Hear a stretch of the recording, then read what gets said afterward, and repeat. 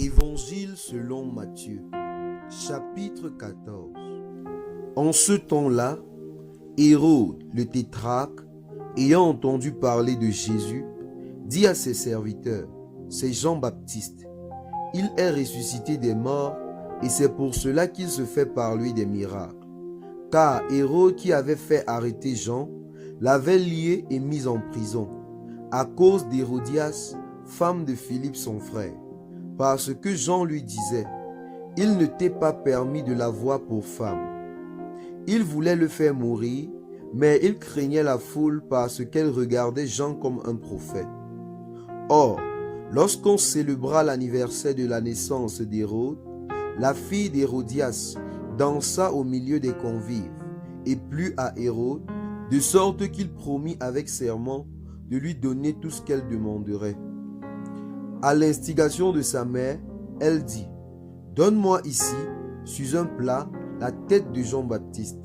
Le roi fut attristé, mais à cause de ses serments et des convives, il commanda qu'on la lui donne, et il envoya décapiter Jean dans sa prison. Sa tête fut apportée sur un plat et donnée à la jeune fille, qui l'apporta à sa mère. Les disciples de Jean vinrent prendre son corps et l'ensevelir, et ils allèrent annoncer à Jésus. À cette nouvelle, Jésus partit de là dans une barque pour se retirer à l'écart dans un lieu désert. Et la foule, l'ayant su, sortit des villes et le suivit à pied. Quand il sortit de la barque, il vit une grande foule et fut ému de compassion pour elle, et il guérit les malades.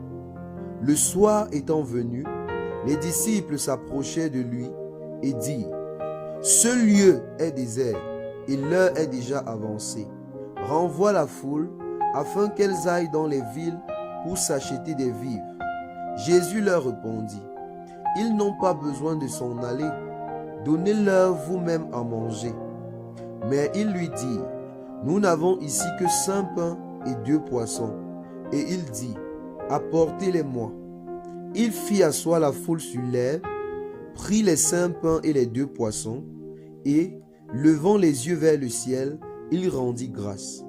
Puis, il rompit les pains et les donna aux disciples, qui les distribuèrent à la foule.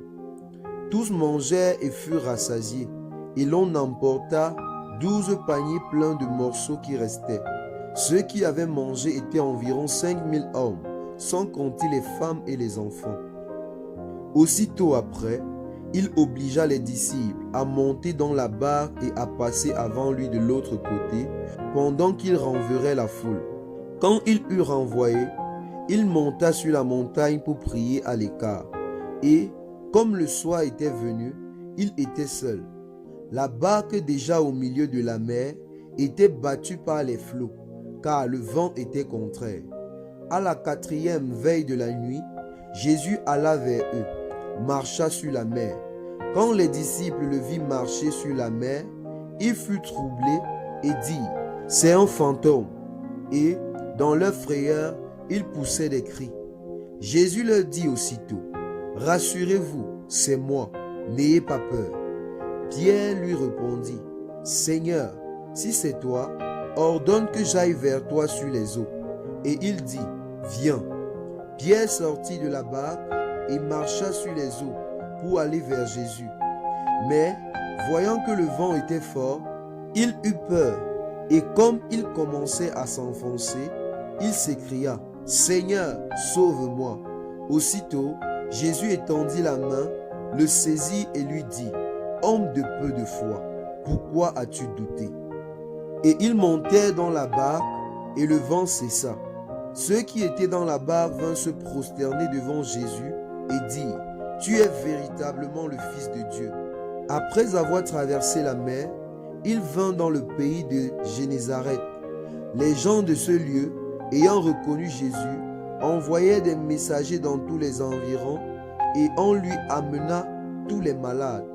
Ils le prièrent de leur permettre seulement de toucher le bord de son vêtement, et tous ceux qui le touchèrent furent guéris.